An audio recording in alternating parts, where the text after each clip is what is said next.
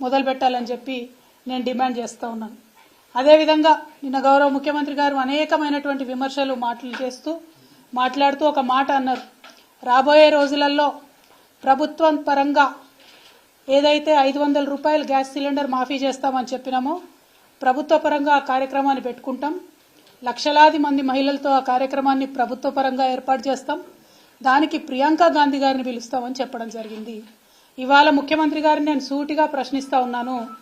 ప్రియాంక గాంధీ గారిని ఏ హోదాలో మీరు పిలుస్తా ఉన్నారు? ఆమె కనీసం దేశంలో ఇంతవరకు ఏ ఒక్క గ్రామం నుండన్నా సర్పంచ్గానన్నా గెలిచిందా? ఎమ్మెల్యేగా గెలిచిందా? ఎమ్మెల్సీగా గెలిచిందా? పోనీ మన రాష్ట్రంలో ఇప్పుడు ఏదన్నా ప్రోటోకాల్లో ఉన్నదా ఆమె? మీ పార్టీకి సంబంధించినటువంటి ముఖ్య నాయకురాలైతే మీ ఇంటికి పిలుచుకోండి, మీ మన్మడికి ఆశీర్వాదం ఇప్పించుకోండి. తెలంగాణకు వచ్చిన ఆడబిడ్డ కాబట్టి చీరా సారా పెట్టి సాధారణంగా సాగనంపండి.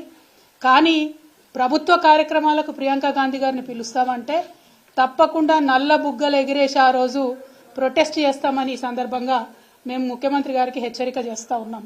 ప్రభుత్వ కార్యక్రమాలను పార్టీ కార్యక్రమాలను కలిపి వాడుకోవడం, ప్రజలను మభ్యపెట్టడం ఇది చాలా తప్పు.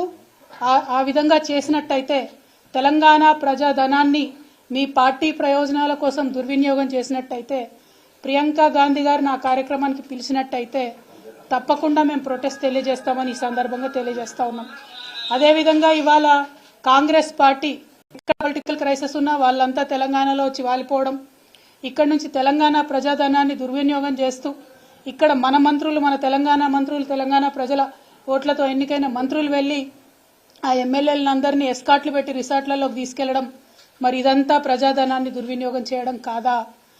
ఒక మాట ఈ ముఖ్యమంత్రి గారు ఎన్నికల సందర్భంలో అనేక సందర్భాల్లో విమర్శలు చేస్తూ అనేక మాటలు అనడం జరిగింది. మేము అడ్వర్టైజ్మెంట్లు వేసుకోము బీఆర్ఎస్ వాళ్ళలాగా అన్నారు. ఇవాళ ఎన్ని అడ్వర్టైజ్మెంట్లు వేస్తున్నారండి? నిన్న ఇంద్రవల్లి సభకు ఎన్ని అడ్వర్టైజ్మెంట్లు వేసినారు మీరు? వాటి ఖర్చు ఎంతో ఒకసారి తెలంగాణ ప్రజలకు తెలియజేయాల్సిందిగా కోరుతా ఉన్నాం.